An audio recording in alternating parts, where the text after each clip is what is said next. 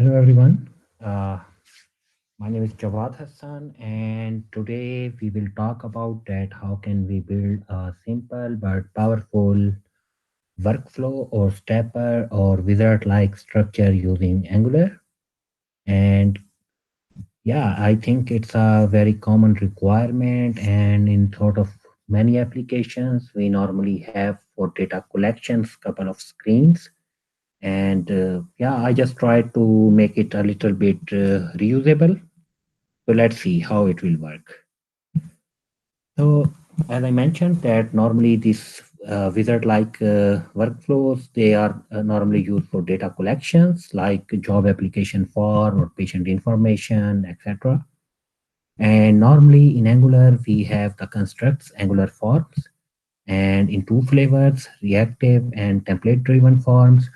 So, but we will definitely be using today template driven approach.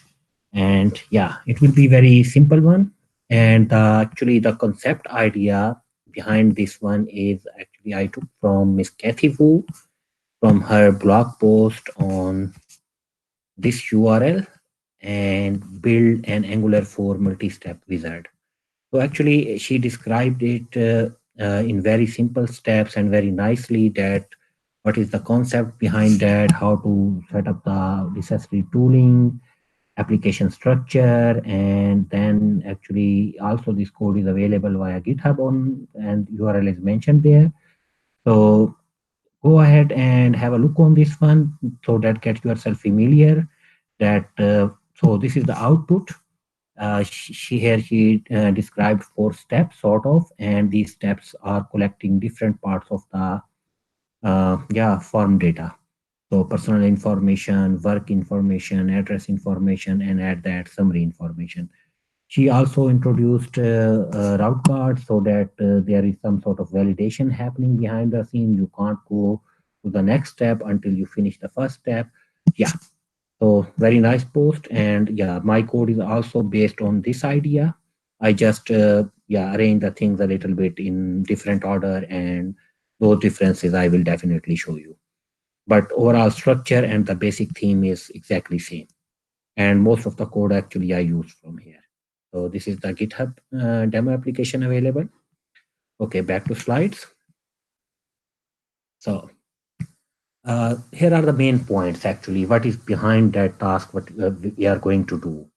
So, as I mentioned, workflow, look, consider them as a series of steps. For example, you could have step one, step two, step three, four. So, if you have a pool of these steps, then you can arrange these steps in different orders to, yeah, and then call this arrangement or this container workflow. And you can provide different functionality there. So, step will be our basic atomic unit, and a workflow will be wrapping these steps. So workflow acts as a container for these steps, and we can design it in various way, but we will see what approach we are going to use.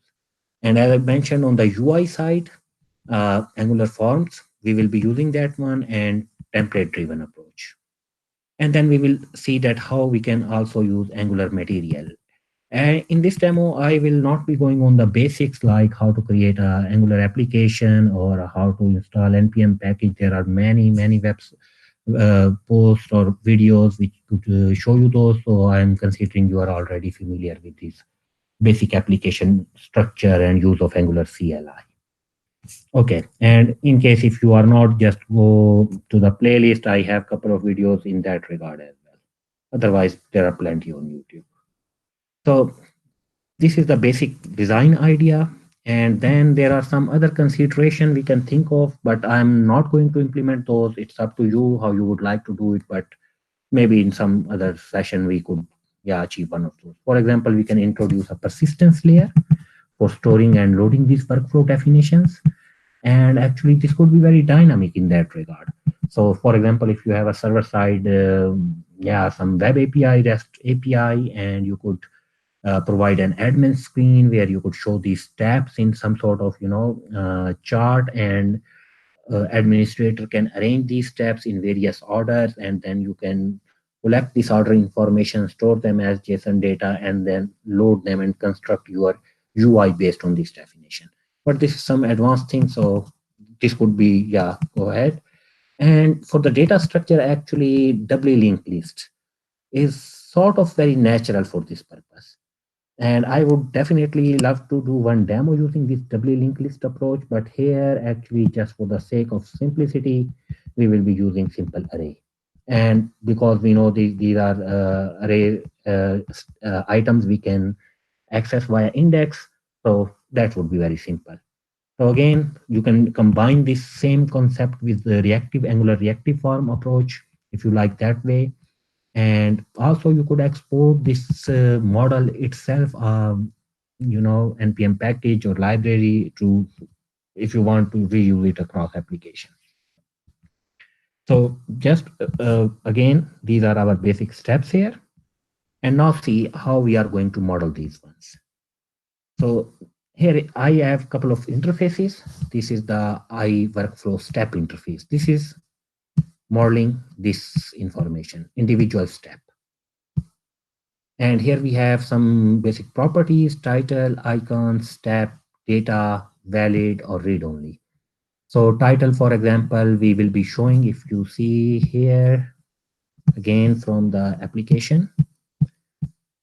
So this thing like thanks for staying. So each step we are considering that there will be some title like where do you live.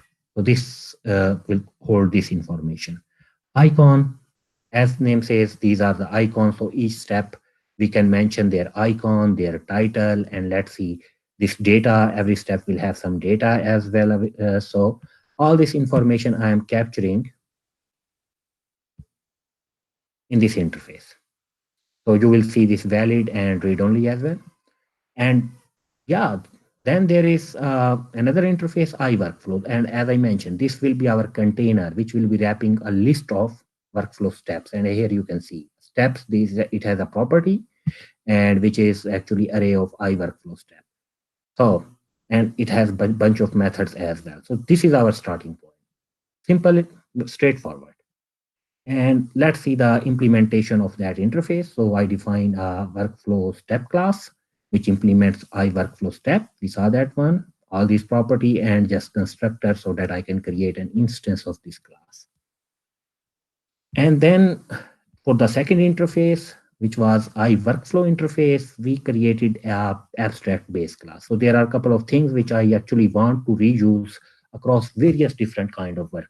As I mentioned earlier, you can define a workflow, let's say basic workflow, which has maybe 3 steps. You can define another workflow, let's say medium workflow, which have 5 steps. So yeah, so these things actually name steps and workflow data. I capture them in a base workflow class. So these are actually the core of our model, our design, business design.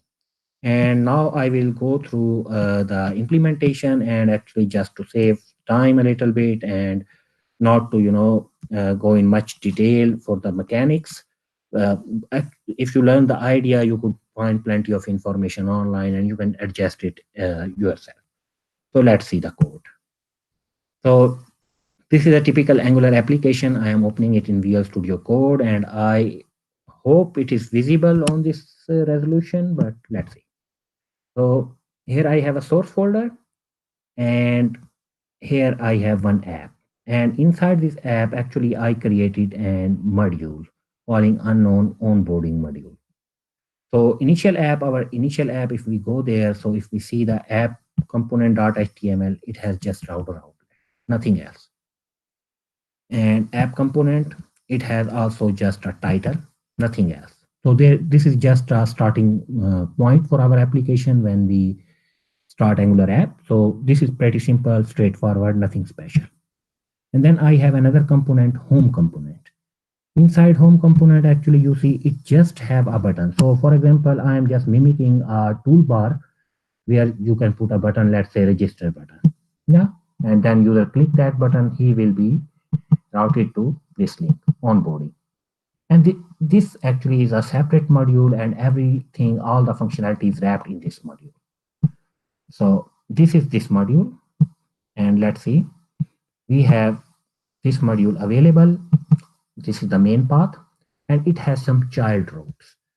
So actually this routing and child routes and how they will set up with the different modules, I am also skipping this information, as I know there are plenty of other videos you can look into that how you can set up the routing for your application. But the general concept is this is actually the area of our application which is dealing with and yeah, onboarding process. So here I have, let's say I define different kind of routes: person, address, company, role, summary. And if you think of them, these are actually our individual steps. So back to the same idea, this area, this is actually a separate component. So we will have for each um, step, we will have definitely a separate component, and that component will contains all the data collection and all the validation logic encapsulated there. So like that, we have personal component, and if you see here, I have here address component, I have company component, and these are various screens which we are routing to.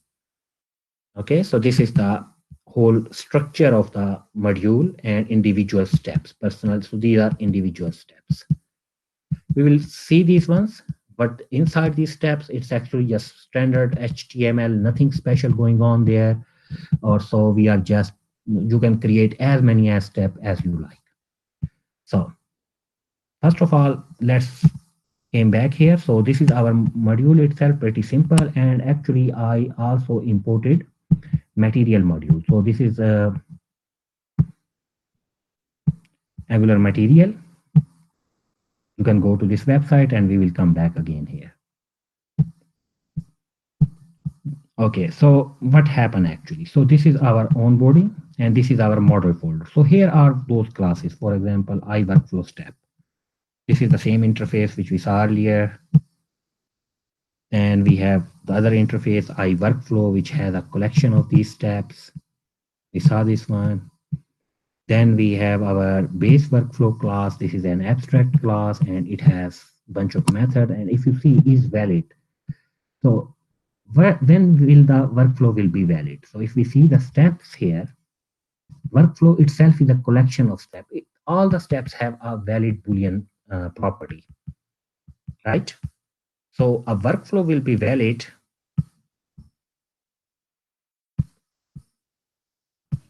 when all of its steps are valid. And if you have any other logic, you can combine here. Straightforward. Okay, so we are just using every function and checking its valid property, and it will return true, otherwise it will return false. So the get step method, we are just filtering over the steps array and passing the step property and just returning that step. Straightforward, nothing complicated. Update step. So what we do, we call the same method, get step. First we get the step, just a check here if the step exists. We are just assigning its data property, whatever data is being passed here, and setting the valid property here directly true. Again, depending on your logic or business process, you can definitely encapsulate or check all the steps here. So these are the three steps which will be common across my various workflows. Currently, I have only one, and actually this is this one. So here we are actually doing setting up things just for easy purposes. So first of all, as I anticipated, we will have various workflows. Currently, I just create one unknown, call it a unknown workflow. And this is just so where we are mentioning our naming convention so that we do not, can just use the dot notation and get the things up. So if you see here, here I am defining the various constant, personal step, address step. So personal step is actually a workflow step, and here we are just instantaneousing the object of this class, which we saw already. So I'm passing the title information, the step name, and the boot for some class and some bunch of properties. So not is read only and not valid. So if you see here again, workflow step, but we are passing in the constructor title, step, icon, and last twos are normally false. And they will be set, or read only will remain false because all the workflow steps are editable, but you could have some steps which you want to be read only. I don't know. So just in case, I'm not using this property. And valid is actually we will set it once the form is valid. Okay. So base workflow class again. And here if you see, this is abstract base workflow class. We saw this one, and here we were. So I'm just arranging all the steps here. So this is sort of our step pool. All the steps are defined here. And then this is actually the main class, which will be our starting point actually. And rest was actually the infrastructure work, base workflow, I workflow interfaces, and this definition. And what we did actually, we just passed the workflow name, unknown, and the list of steps. And here I am choosing 4 step among the pool of 5. If you see company step, I'm not using in this workflow, but it could be in a different workflow. And then there is a form data class, and actually this class is having all the properties which we will collect over all the steps. So here actually this will be the final result, and these properties, for example, these 3 properties will be set via personal form. This one via next screen. This is via address screens. And there is a helper method there. Very simple straight model. And for each individual steps, I also define couple of classes. Let's say personal class. Okay. Just unique properties for that view or screen only. In that case, I don't have any kind of coupling. In the future, if I have couple of more properties, I can independently adjust those. Here, same thing for work screen. Here is for address screen and so on. So summary screen, maybe we can reuse the form data, this class itself on the summary screen. See, that's how actually the whole setup is done. And then here I have some code, and actually we will come back to this one later. So what happened actually? So when we routed to this model, actually this component is onboarding component.ts. This file is actually, this is our component which is loaded, and we will see what is happening here in this component. So when user click on the register button, he will land on this page. What is on this page? Okay, we will see this one maybe a little bit later. Let's see the component itself. Okay. So actually at this point, I think I also might need to show you a little bit of stepper. So as I said, here, uh, just a second. Yes, Ethivun actually set up this whole system using the similar kind of structure. Actually, I borrowed from her design and introduced the route cards. They are protecting this navigation. But I am using Angular material, and Angular material has already one component, stepper component. And if you see, it is showing a series of steps here. So I actually wanted to use this stepper along with my own model and use this stepper in conjunction with that one. So again, the stepper API, you can look into it. They are using various, here are many examples how it works, but I will show you that how actually I use. So actually stepper itself is in the context I used. So we have here mat horizontal stepper, and then label position on the top, and linear is equal to, I think this is true. Yes. So it means that I wanted a stepper wizard, which is where I can see the labels on the top, and is linear mean next step cannot be achieved until I finish the first step earlier than this one. And then there I have an ng4, and here I am accessing my onboarding service.workflow.steps. We will see this. And then this is actually being repeated for everything. So for example, let me comment this one out and run this one.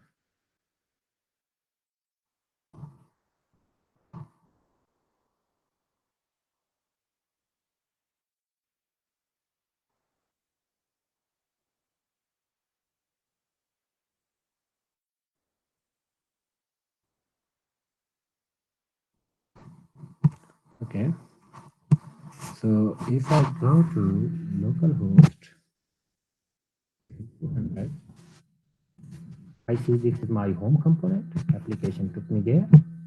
I click register, and here actually it draws a step for me based on my four steps. These are the font of my phone which I am setting up, and it actually draws. So if you see, I can't go to the next step. And of course, the below the data screens are missing because we will see those. So what happen actually if I enable this one?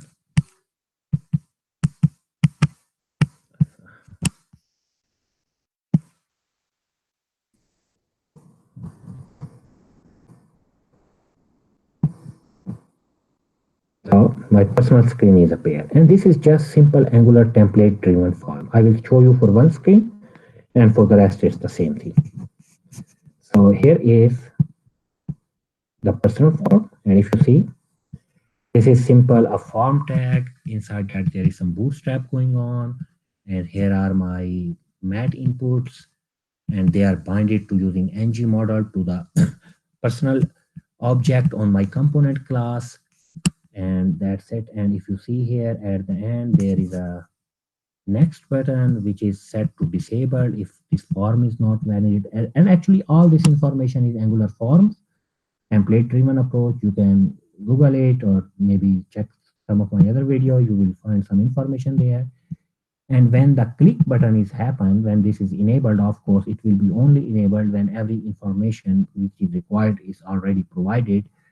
Then user can click this go to next button. And what happened actually on the next button? Again, we are just injecting our onboarding service via DI system of Angular, and then set calling the helper method set step data. So if you see here, our controller is very component is very clean.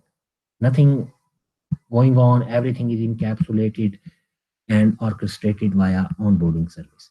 And if you go to the personal, this is the same classes which we talked earlier. For each page, there will be a same class. Okay. So every component, whichever will you will see here, every step actually is employing same logic. If you see the role component, for example, this class, see here, this is almost same code is being done here, and it could be maybe more, reused. We could have done something with that, but I just kept them for the because it's not that too much. Similar thing is going on for company role, and if you see here, similar kind of structure is happening in the address as well. See, consistent everything, and all the heavy lifting is being done in onboarding service. Actually, here I'm violating the SRP principles, yeah, a lot. So maybe, yeah, I will refactor those. So here onboarding service is actually capturing all the thing here in the form data class, and this is the workflow. And there are some two emitter. These are actually step completed and step animation done. I actually here, when a step is completed, we are raising these events. So it is sort of a published subscriber pattern which is being used. And here are this method which are checking is step valid. So we are definitely calling our helper method throughout. If you go through the model definition, you will find how they are defined. The same thing, update step data. We are setting it directly here true. Get step data, here is a small switch statement is going on, and here we are actually constructing our models from whatever information is available in the farm data. So you go back forth and this information will not lost. Okay, so get step data, and then there is a this is a set step data which is being called actually from all our uh, internal component like address or personal information. If you see set step data, this method. So we pass the information along with the enumerated value, and then this end up actually onboarding service set step data. Here, based on the whatever string value is being passed, it could be done in any other style, whatever is your way is. So I have here some methods, private methods. So for example, on set personal, I'm doing some mapping, converting the form data to from properties. So for example, here we are storing, updating and everything on form data, which we have a private field on the top of this service from whatever data is incoming. And actually maybe here I'm doing one step extra, but just get it this one. And then we are calling, when we are done with the property mapping update, we are calling this update step data method and calling the, and then emitting that what step is completed. And here you see it is being string. If you see, this is being done in work address and result. Okay, and then yeah, there are some other more method like set form data, get form data. So you can browse these all these ones and have a look at how it is being done. Reset form data just to make it clear and if the workflow is valid. And there are some, as you see, there are some events which we are firing from here, and these events are being captured actually in the component itself. So if we see the component ts TypeScript file, so here we are actually combining everything. So here we are setting up linear is true, current selected index will be zero when this will be start. Then we are using the router activated route method. And here actually we are subscribing to our onboarding step completed method. So when that event is raised, it will be captured. And then we are calling this on step completed handler, which will actually do our routing to the next route. So this method actually just that steppers are selected, that completing is true, completed is true, editable is true, and then we are calling the next. And this is actually the material stepper API. If you see here, we have a reference variable stepper. So we can call the methods then. And here, this is the completed and read only or editable property. So this is the completed. And then if it is the last step, then we can actually route to any other part of the application wherever we would like. So this method, you saw this one. Then on the initial, when the page first time loaded, we are just see unused workflow. And if you see here, this is the same class. We are just initializing an object of this class. Oh, sorry.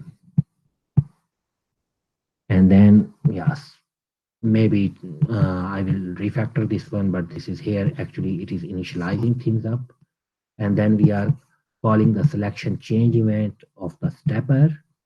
This is the mat stepper API, and we are adjusting our selected index. So user can go forth and back, and our routing will be done here. And after that, this method, helper method, this go to route is called. And what go to route is doing, it is, yeah, getting the steps based on the selected index, and then setting up a URL and navigating to that URL. And like that, that step completed is done. So what we are doing is similar kind of thing.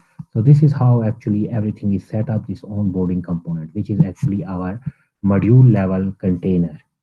So first of all, onboarding component is here, and then there is in the HTML of this one is our material horizontal stepper definition, and behind below that is router outlet.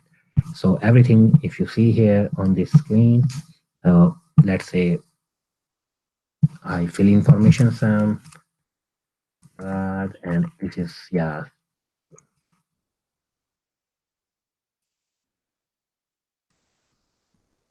actually Jawad Hassan 80 at gmail.com, and it will not, yeah, will not be enabled.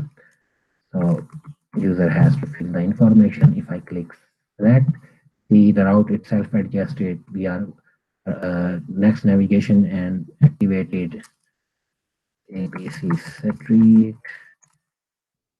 Braunschweig, ABC, ABCD. You can provide some validation logic next. You can't go to the next step if you try to. Next. And this is our summary information. And at this point, all the information is available, whatever user has selected. So if you see here, I click submit button, so JavaScript happen, and this is our form data. So at this point, you can actually post it to some backend server, save it, persist it, and even you can persist it between the steps. So this was just a quick introduction and demo of the stepper, how I set up these things. And yeah, please left your comments and let me know, yeah, how can we enhance it. I will definitely refactor it a little bit, but yeah, that's the general idea. Thank you very much.